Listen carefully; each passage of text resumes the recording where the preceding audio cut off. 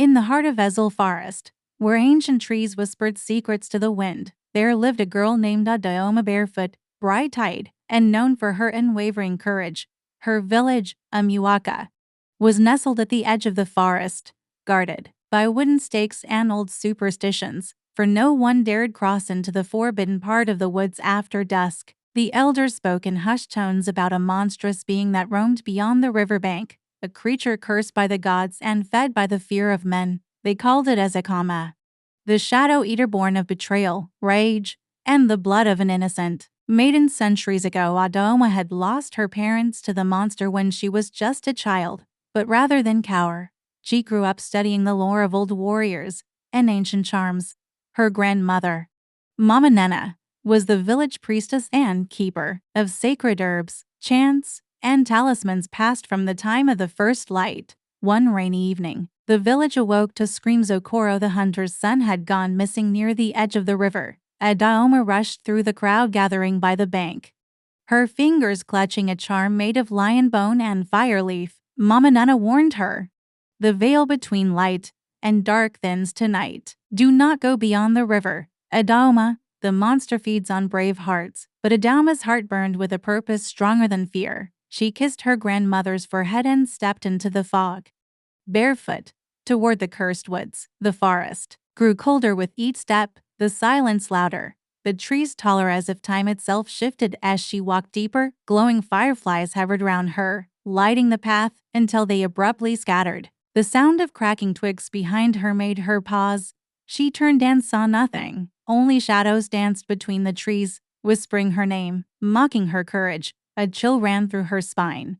She clutched her charm, whispering an incantation Mama Nana had taught her. A faint golden light glowed from the charm, and the shadows hissed, retreating into the dark. She reached the ancient shrine stone where the monster was once bound by the gods, but the chains of light that once held it were broken. Blood-streaked claw marks covered the altar, and bones littered the ground, proof of Ezekama's recent feasting. Suddenly, the ground trembled, a low growl echoed from the trees, and a stench of decay filled the air. Adaoma did not run. She stood her ground, eyes scanning the trees, breath slow, charm glowing faintly in her palm. Then it appeared, taller than any man, its skin bark-like with moss and cowrie shells embedded across its chest, eyes burning red like dying stars. Ezekama snarled, voice gravel and thunder, "You reek of light, child. Do you come to die?" "I came to end this curse," Adaoma replied, her voice shaking but firm. "You've taken enough."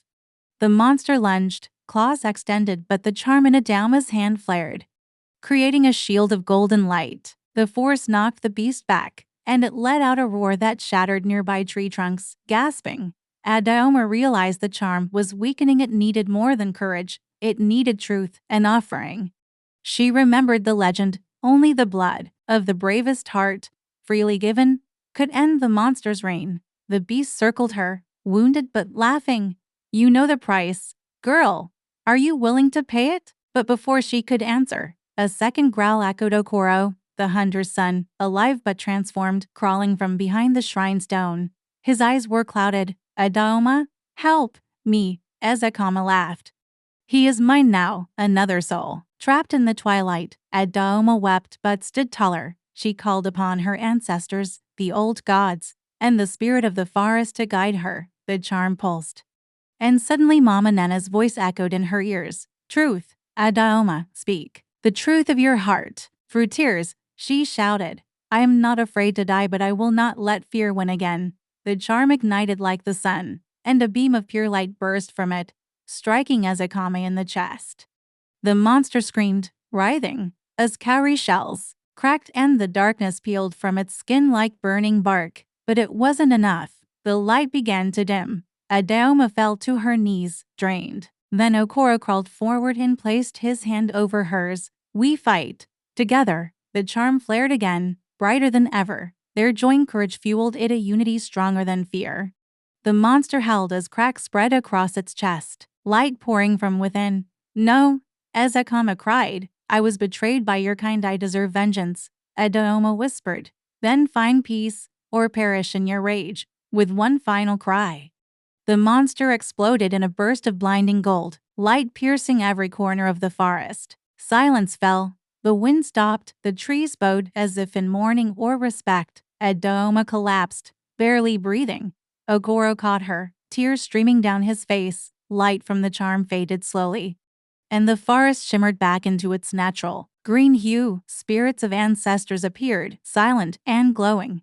And one Adaoma's mother smiled, placing her hand on her daughter's head. "You broke the curse," she said softly. "The forest is free." When Adaoma awoke days later in her grandmother's hut, villagers knelt before her not in worship, but in gratitude.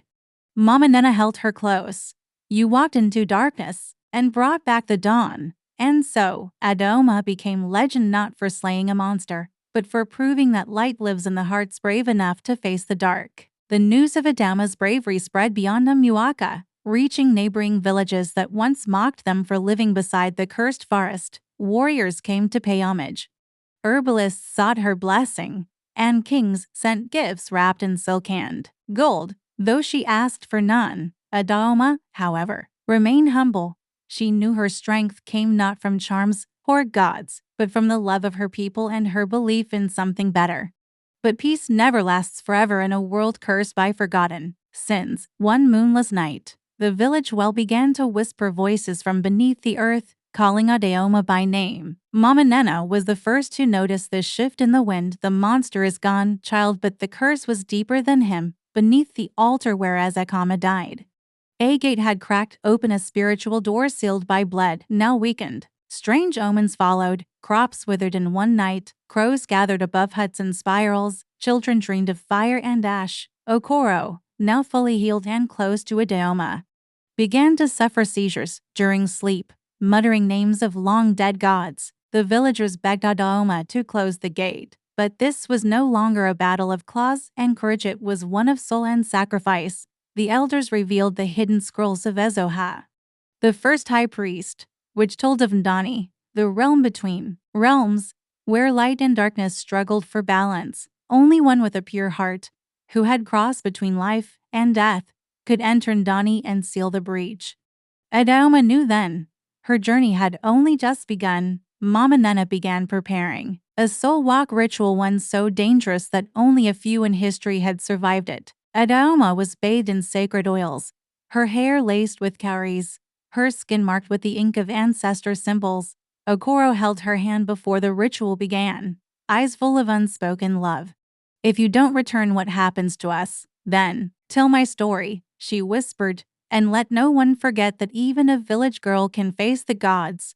As the moon turned red in the sky, the villagers gathered in silence, surrounding the sacred circle as the priestess began the chant. Adaoma lay in the center, eyes closed, breath slowing. As her spirit slipped away from her body, she awoke standing in a place of twilight, where the sky burned gold and purple, and the earth pulsed like a living drum. All around her were doors floating, spinning, glowing, each humming with ancient power. She stepped through one, entering the core of Ndani, where past sins grew like trees, and forgotten spirits cried for justice. There, she faced memories, not her own visions of the girl Ezekama once was, sacrificed to appease greedy kings. Adaoma wept as she witnessed the betrayal that birthed the monster.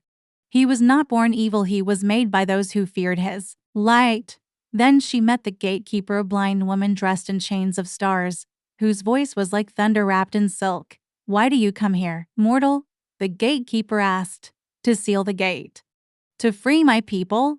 To bring peace to a wounded world." The gatekeeper frowned. "What will you give, child of earth?